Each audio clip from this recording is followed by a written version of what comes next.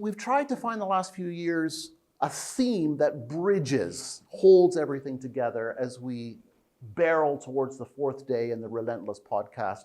And this year it's anthropology. So that generally holds together what we're doing. So I want to rattle through some material here, which is actually the basis of a manuscript I've just about finished, and I hope to get to Crossway in the autumn. So what I want us to do as we think about anthropology is to think about modern sources of the self and how we construct identities, because this is critical in terms of everyone we're dealing with today. And really what I'm doing here is I want us to engage what I believe is a new religion. We talked about multiple religions. I think this is the religion of our time. I'm calling it ego-paganism. And this new religion of self, I think, has sort of emerged over the last 50 years, but in the last 20 years, it really has become a thing that we have to really take seriously. I'm a G.K. Chesterton fan. I just reread Everlasting Man, and Chesterton is very strong in the point that the only real rival to Christianity, historically, is paganism. And I take that very seriously. And I think there's a simplicity about going for base camp when it comes to worldviews. We live in a smorgasbord of religions and worldviews today. It's like the Red Restaurant. I'm just overwhelmed by the amount of choice we have. And actually, in terms of new religions today, there's so much on offer. If you haven't seen it, this book, it's a few years old now, by Tara Burton. I met her before Christmas. She's really quite an exceptional scholar. Strange Rites, New Religions for a Godless World. She begins to unpack some of the new religions that are on offer today. But the thing is, when you begin to look at all these new religions, it's quite confusing. Here we're reminded of Charles Taylor, and in the secular age, his idea of the supernova.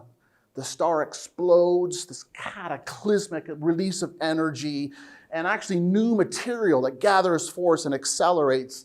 And he says that's sort of what's happened in the secular age in terms of new religious expressions. He's thinking particularly of Christianity. But we could say now that that actually applies just generally to the West in terms of this plethora of new religions that are coming along. It can feel quite confusing for us as apologists, trying to keep up with it all. But actually, I think the religion of self is at the baseline of every new religious expression today. So if we understand the religion of self, what I'm calling ego-paganism, it really helps us in terms of the argument we can make. So I want to show you briefly what this religion looks like and how it works. And I've called it paganism, which is quite controversial. And paganism is defined in different ways. But I want to go back for a moment and think about how nature paganism worked. This is the ancient paganism. The Bible is, the backdrop to much of the Bible is nature paganism in terms of cultures, civilizations which are outside of Israel. The Bible warns against it, Deuteronomy 17, verse 2. Contrary to my commands, these nations have worshipped other gods, bowing down to them, to the sun, the moon, and the stars in the sky. So basically, nature paganism worked by investing some part of the natural world with divine power, right? So I think what holds all paganisms together is a download of a divine attribute into some part of the created order. So in terms of ancient paganism, you had mountains, seas, forests, fields, which were given divine-like power. And then, of course, these were named, depending on the culture you were a part of. So if you were in Greece, the god of the sea would be named Neptune, and then a story was constructed around that, a mythology to make this live, to personalize it. But the point is, there was a divine download, or a download of a divine attribute into some part of the created order. Now, in the modern context, we can't do that. We know that there's no divine power that lurks behind the natural order. We're in the age of science. And as Christians, we would say we believe in the uniformity of natural law. The materialists say it's the uniformity of natural law in a closed universe. We'd say it's an open universe, so we believe in the miracle. But within such a framework of understanding, although today if you believe in the flat earth, maybe you could believe in just about anything. But generally, I would say going back to ancient paganism just isn't going to happen. That's been demolished. So what we've done today is we've changed the target of the divine download. It's not out there in some part of the created order. Now the divine download is into us. It's into the self. And I'd say we've created also mythologies that actually make this very real to us. So how does ego-paganism work? Well, basically, everyone operates on the basis that they have a special internal power to be self-made. This is foundational to ego-paganism. We have an internal power to be self-made. So ego-paganism is a commitment to self-creation.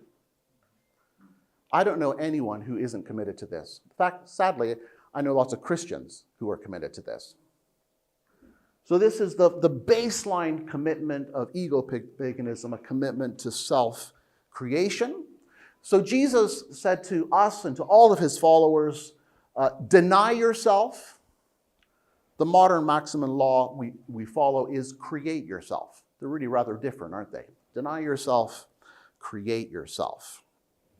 So this operates in a belief that we're self-sufficient beings who has what it takes to be self-made.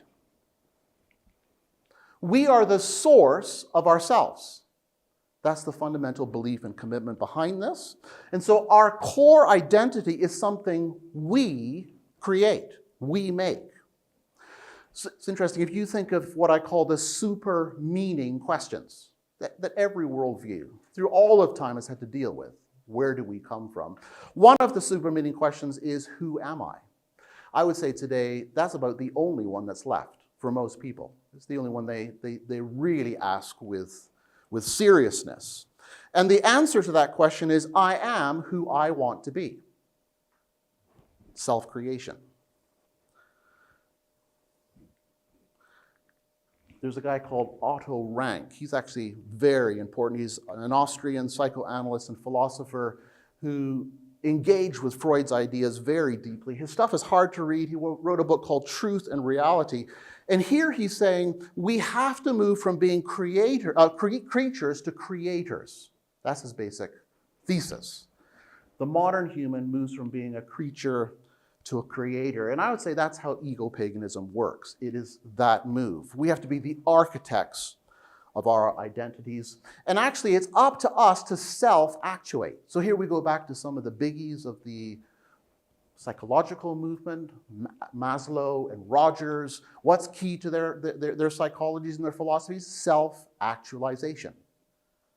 And they all both thought it's rare that anyone actually achieves this, but it's up to us to actuate the self that's within. And you have to become the original you. This is where Rank is really, really strong. There is an original you within you, and you have to actuate that. Don't just follow along with what someone else wants you to be. And actually, I even think Nietzsche is part of this movement. Nietzsche, we need a special courage to be ourselves. So it's all about originality. So it has a long history. Now, I think perhaps you've already seen where we find here the divine download, or a parody of it. Modern self-creation is a parody of divine self-existence. So this is key to the doctrine of God, that God alone is the source of himself. It's fundamental to the doctrine of God. This is what divine aseity is all about. God is the source of his own being, and that makes him uniquely fit to be the creator. He is uncreated being. He's the source of himself. I'm saying if you look at how ego-paganism works in terms of its fundamental commitment, we've downloaded that particular attribute into ourselves. Now, that only becomes possible when the self is inwardness. I don't know if you know, it's the 30th anniversary of Charles Taylor's Sources of the Self. Keep reading it. I read it and I think I've never read it before. It is a masterpiece. And actually, this is one of the points that Taylor makes in the book. Basically, the self is psychic. And Taylor shows how the self is actually, the core of the self is inwardness, is detached from embodiment, which is brilliant if you want fluidity to create yourself how you want. The self has to be inwardness. This is so core. So the whole trans movement goes back to this. The self is my inwardness. It's not tied to my physiology. And this inward self is also not determined by what's outside of the self. It's just in me. Now, what I'm describing here, I'm going through a lot of material quickly. I just want to get through it and get into the conversation. But what I'm describing here is really seen in what Robert Balla called expressive individualism. I think we've all heard that term. Basically, everyone's inner life, their feelings, their thoughts, their desires, their sense of identity, it has to be treated as sacred. It's a VIP treatment for everyone. It's hallowed ground. What's inside of them, because what they express from inside of them is themselves. So how dare you challenge any part of it? You have to take it seriously because the self is in them. This is how expressive individualism works. Now, there's a mythology here that we need to unpack. And just briefly, I want to give two reasons why self-creation really is a myth. And we should expect it to be a myth because it parodies a divine attribute. So it's not true to how things are. So self-creation is nonsense. It's crazy. And there's two reasons for that. One is that every self exists in relationship to an other. And it's not just Christians who argue this point. Many psychologists, sociologists get this right. And it puts the nail in the coffin of self-expression. So our identities are completely dependent on what's beyond us. There's nothing about any self that's purely self-referential. I had my first midlife crisis 30 years ago. I'm in my 15th right now. But I went away on a retreat for 3 days, and I didn't have anything to eat, and I didn't have any conversation, any contact with any other human. You should try it sometime. On day 2, you come apart. And it's not a bad thing to come apart, because when you come apart in terms of your internal life, you see a lot about yourself. So I had a piece of paper and a pen and my Bible, and in my moment of coming apart, I started writing furiously. You would have thought I was as mad as Nietzsche. I am, and just filled in the blank. I am Andrew. I am a man. I am a son. I am a father. I'm a Canadian, maybe I'm not. I think I'm English, I'm not sure. And on I went. And actually what I discovered in that moment is that every I am was related to something outside of me. Fundamental to my identity. And of course that gets us right to the heart of what the Imago Dei is all about. The self is merely an image or a representation of the one who made us, of the God who calls us to be in relationship with him. It's a reminder that no self is self-subsistent. Every self exists in relationship to another. And I think this is a self-evident truth. And I'm interested in how non-Christian thinkers now are beginning to pick this up. Ego-paganism ignores this truth. And I think we have to expose the myth here. The second part of the mythology is it just doesn't work. So here's the greatest irony for me of the modern age. I love ironies. And actually, if you want to look at logical fallacies, look for ironies that actually are contradictory at the end of the day. So here's how it goes for me. In the last 50 years, as a civilization, call it the West, we've never invested more in finding our identity, right? And the irony, we've never been more lost as to who we are. I mean, we're the flakiest people in terms of identity that's ever existed. I'm generalizing, but I think this is a truism. Mikhail is now wants to deconstruct my premises, but I'm going to stand by that one. Mary Eberstadt's an American academic, a Catholic. Here's what she writes in Primal Screams. Who am I? An illiterate peasant of the Middle Ages was better equipped to answer that question than many people in advanced societies in this century.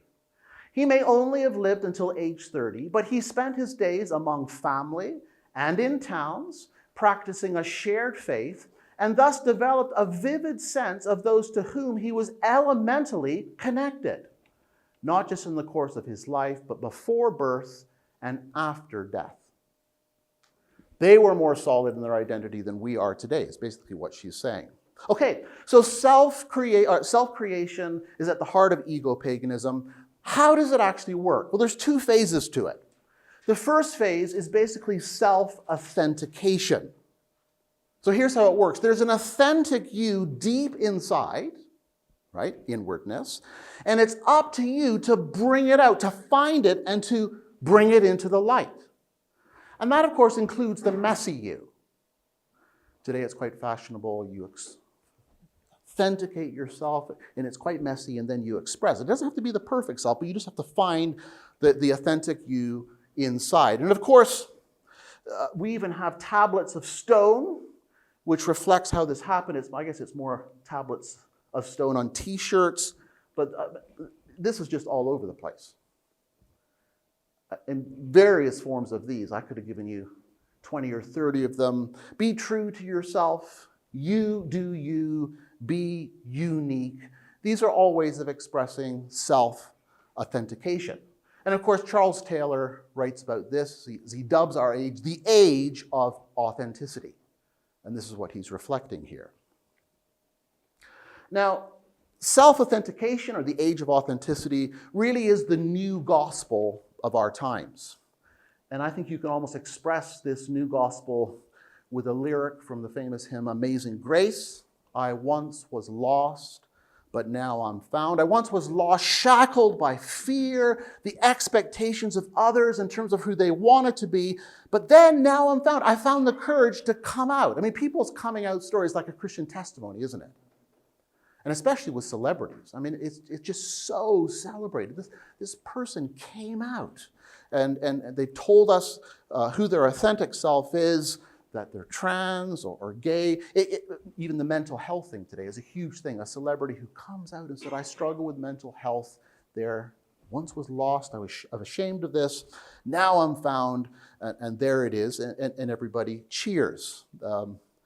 This idea of finding our authentic self, it really is all over the place. We just need to open our ears with it. A couple of weeks ago, I spoke to a woman who, in our neighborhood, we got on very well with her. She's getting married for the third time, invited us to the wedding. But she said, now, in my third relationship, I finally discovered my true self in this relationship.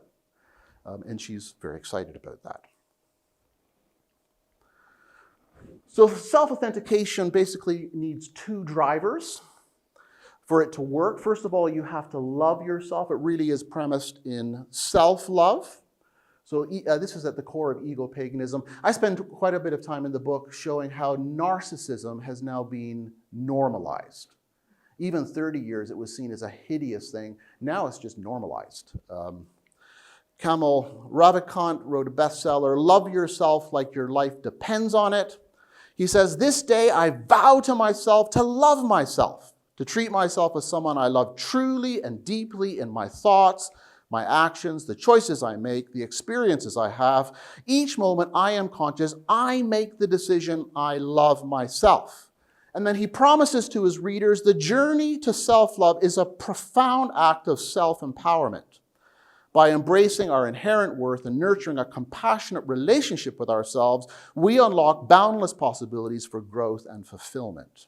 Now, I love us to discuss, because I'm working this through. I'm not sure. There is a place for self-love. Love your neighbor as yourself. But I think we need to do some serious work on the place for legitimate self-love. I think self-love is so overused today that I want to actually find another phrase altogether, because I think it's so misunderstood. But it's the first driver. If you're going to be true to yourself, you first have to love yourself. Secondly, then you have to become a law unto yourself. If you're going to be the architect of your own identity, you mustn't let anyone else have a say in who you are. That means you are the true authority for who you are, not your family, not the education system you're a part of, not your state religion. Again, good old Nietzsche. I love Nietzsche. I love his aphorisms. So much of Nietzsche is true. And I don't say that too publicly because I know too many people who've been badly screwed up by reading Nietzsche. But when we stand solidly in Christian truth, we can say, wow. But anyway, here's a Nietzscheism who loved to assert, I shall be ruling the world from now on, which I think is how self-authentication works. This is essential for it. Right. What about the parody? How does this divine download work here? Well, it's a parody of divine faithfulness. So in the book, I'm actually mixing, taking the doctrine of God, and I'm making, basically, I'm connecting that to this religion of self. And the parody here is divine faithfulness. This is key to the doctrine of God. God has the kind of nature where he can't be anything else but true to himself. And actually in classical theism, here you get to divine simplicity, which I have some time for. Basically, there's no norm, there's no law outside of God that he has to be true to. Because he's simple, he's simply true to who he is, the God without parts, which is why God never fails himself. In terms of his goodness, in terms of his justice, in terms of his love, he's always true to his nature and character. That's actually the bedrock of our confidence as believers, that God is always true to himself. Well, self-authenticity today is a parody of that. Now, this too is another myth that we have to deconstruct. And I'm going to give you 3 reasons briefly why it's a myth. The first is there's no coherent and unified self in us to be true to. I think many of us have bought into the fact that there's some kind of unified self within that if you search hard enough, you're going to find. But I actually agree with a lot of, this is a bit of a consensus now in terms of modern psychology around the self. At best, we connect with fragments of ourselves. So when I went through this exercise in my 3-day retreat, all of those things I listed in terms of who I am were fragments of me. But there was nothing that put that together in terms of a cohesive, unified whole. So if there's no coherent, unified self in us, being true to fragments is not going to work very well. The second, and here we become Augustinian and Pauline, we believe in that glorious doctrine of original sin. Actually, we really do need to believe in it. This idea of being true to ourselves for a Christian is really inconceivable, because what's in us is corrupt from the core. Immanuel Kant's the crooked timber of humanity. We're bent in terms of the heart. This is Augustine and Luther, the heart curved in on itself. The problem is at the very core of ourselves, and that means there's nothing to be true to. So I say a robust doctrine of sin really says self-authenticity is a massive problem. And then thirdly, this is really important as a piece of logic, really. Authenticity always requires an external reference point. This gets back to the other-centered nature of how identities are formed. To make the claim that something's authentic, you need an external reference point. So a 20-euro note is authentic only when the bank verifies it. So if someone questions the 20-euro note you have, the color seems wrong, you can't say, no, it's just authentic because I say it is. That it doesn't work like that. There's a recognized standard which is linked to the bank which issued it, and authenticity only works when that reference is there, beyond ourselves or the object we're talking about. So this external reference point is critical, which means just digging into yourself to find the true you within is fallacious. It just doesn't work like that. So that's phase 1 in terms of how we self-create. We have to go deep within to authenticate the true and real self which is within us. Phase 2 is self-expression. And this is where the journey of self-creation culminates. So once we've authenticated the self within us, it's now up to us to express this to the world. This is Tara Burton's latest book, Self-Made. You really are deep down who you want to be. The trick is in making sure the world knows that too, which is what self-expression is all about. It's the key point. Our self-expression to others is absolutely necessary if we're going to be validated. To keep our self-creation alive, it's essential that someone else authenticates what we express to them. And the reason we have to do that is the starting point. Self-creation is absurd. We cannot be the source of our own being. So we have to get others to validate what we're expressing if we're going to keep it alive. And that's why we have no choice today but to keep expressing, to ensure others endorse our self-made identity. Now, I would argue that ego-paganism as a functioning phenomena in the world really needed social media, which is why I think it's quite a recent thing.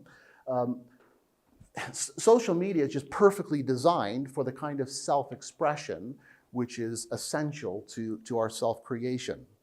And this is the main way today that people showcase their self-made identities. And yeah, I like Byung-Chul Han. You guys know him. He's a German-Korean philosopher. He's absolutely phenomenal. He writes short books, about 80, 90 pages. They're very complex, but they're only 90 pages, rather than Heidegger, who wrote incomprehensible books, which are hundreds of pages.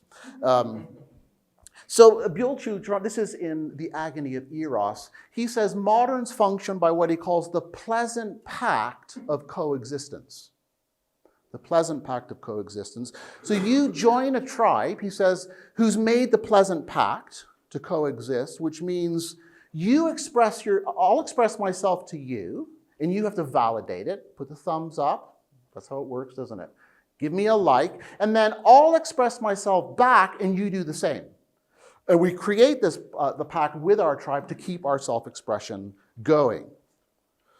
And of course, we have lots of social media apps which do this very, very well. So self-expression is at the core of how ego-paganism works.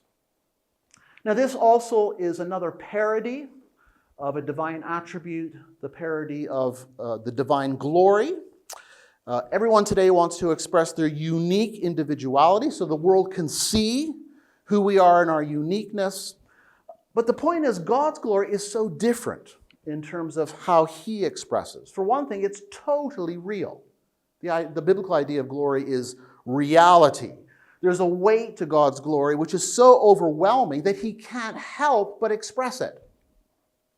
But when he expresses his glory to us, his creatures, he doesn't do it for our validation. God doesn't need our validation. God is not a narcissist. I love what Jesus said in John 5, verse 41. I do not need the approval of others. That's only true for God. He doesn't need our approval. This is something C.S. Lewis does a wonderful job on in Letters to Malcolm, chiefly on prayer. This is quite an upsetting thing for modern people to read. He talks about the absurdity of a supreme being who would crave adoration. So that's ridiculous.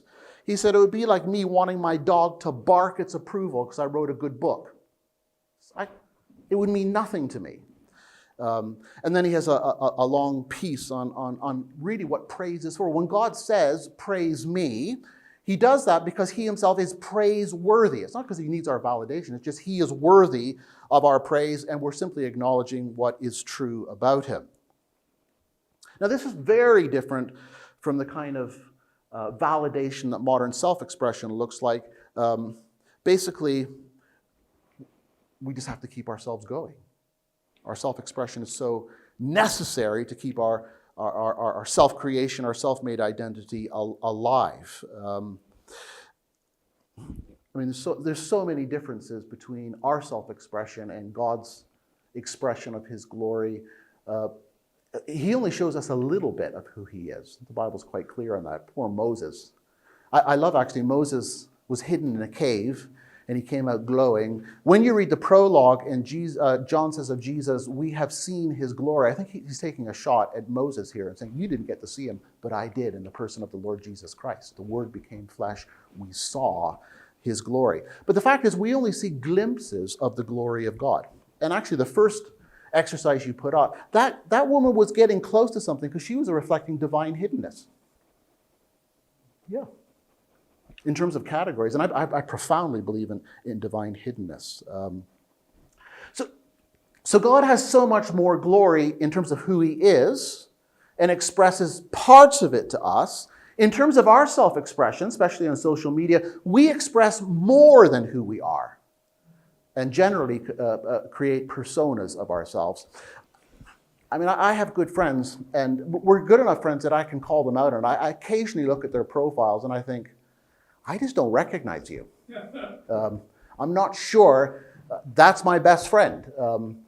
It's almost impossible to avoid that in the self-promotion that goes with self-expression in social media, that we actually present a little bit more than who we are. We become parodies of ourselves. And this is part of the mythology, that actually the more we express ourselves in this medium, the thinner we become. And actually, this is Jonathan Haidt's most recent book, The Anxious Generation. I mean, 2008, the smartphone in everybody's hands, the proliferation of social media. What happened? Mental health literally fell off a cliff. Catastrophic implications for a whole generation. And I think today, I mean, occasionally I'm with people and their phone runs out of battery when they're out, and it's like life has come to an end for them. I don't always feel empty and vulnerable, but when I do, my cell phone battery is dead. So basically, self-creation is at the heart of how ego-paganism works today. It's two phases: self-authentication and then self-expression. I'm going to call it quits here because I want us to have lots of discussion on this. I'm interested in how the gospel, the message of Christ crucified for us, actually speaks into this world, because this is the world where most people are. And I think we have to think quite carefully about how we communicate this. Here's the other point as I finish. The problem with self-expression is that it's an inescapable treadmill. To keep your self-creation alive, you just have to keep expressing. You can't stop expressing, which is why I think it thins us out so terribly. So that's a very quick précis of what I'm trying to cover in this manuscript. Points of clarification coming back. It's quite controversial. I can make this case for people who are around my age. For people who are under 30, this is really, really hard to hear. Devastating. And one has to have compassion because people are so committed to this. But I think it's the great idolatry of our time, and which is why I frame it in the idea that we really are playing God. This is the new paganism, not out there in terms of the download. It's into us. And in that sense, it's a terrible idolatry that has to be deconstructed.